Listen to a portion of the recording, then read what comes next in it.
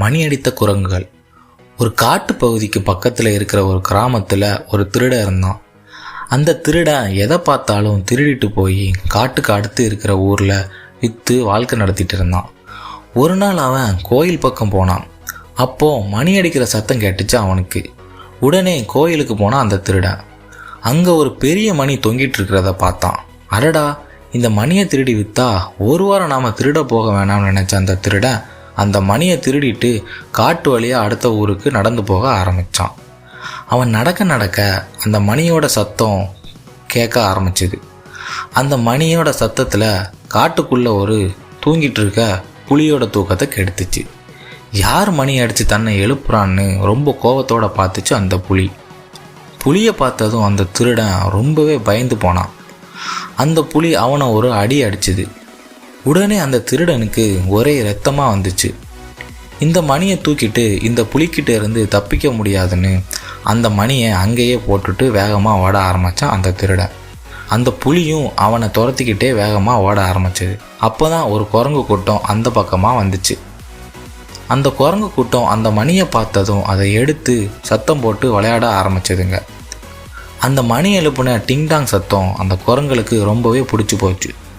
அதனால் அதுங்க எல்லாம் ஒன்றா சேர்ந்து அந்த மணியை எடுத்துக்கிட்டு தாங்க வாழுற பெரிய மரத்துக்கு போச்சுங்க. அந்த மரம் ஊருக்கு பக்கத்தில் இருக்கிற காட்டில் இருக்கிறதுனால ஒவ்வொரு தடவையும் அந்த மணி அடிக்கும்போது அது ஊர்க்காரங்களுக்கு கேட்டுச்சு. திடீர்னு காட்டுக்குள்ளே இருந்து மணி சத்தம் தொடர்ந்து கேட்குறதால ஊர் மக்கள் ரொம்பவே பயந்து போனாங்க.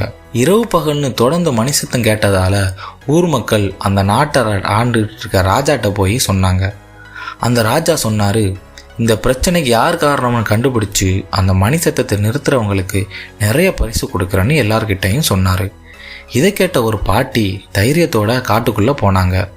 அங்கே குரங்களை மணியை வச்சு விளையாண்டுருக்கிறத பார்த்து, அடடா இது குரங்களோட வேலையான்னு சொன்ன அந்த பாட்டி அந்த மணியை குரங்குகிட்ட இருந்து எப்படி பிடுங்கலாம் அப்படின்னு ஒரு திட்டம் போட்டாங்க. உடனே நேராக ஒரு சந்தைக்கு போய் அங்கே நிறைய பழங்கள் காய்கறிகள் எல்லாம் வாங்கி ஒரு கூடையில் போட்டு எடுத்துக்கிட்டு திரும்ப அந்த காட்டுக்கு போனாங்க. காட்டுக்கு போன அந்த பாட்டி குரங்களுக்கு தெரிகிற மாதிரி அந்த கூடையை வச்சுட்டு தூங்குற மாதிரி ரொம்ப நடிக்க ஆரம்பித்தாங்க.